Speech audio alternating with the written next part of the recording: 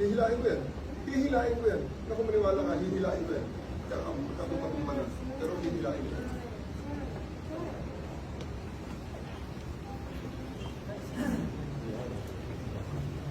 So, President, kung masusunod dito ngayon, reklamo niya lang ako. Gusto niyang kausapin para lang maklaro. Sino?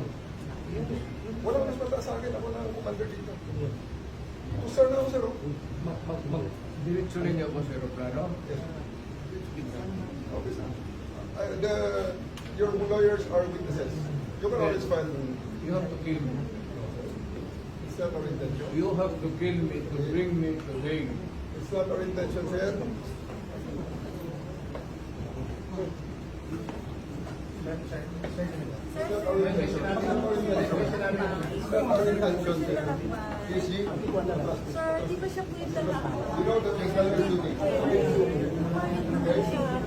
done your duty. Lalayan lang si Presidente.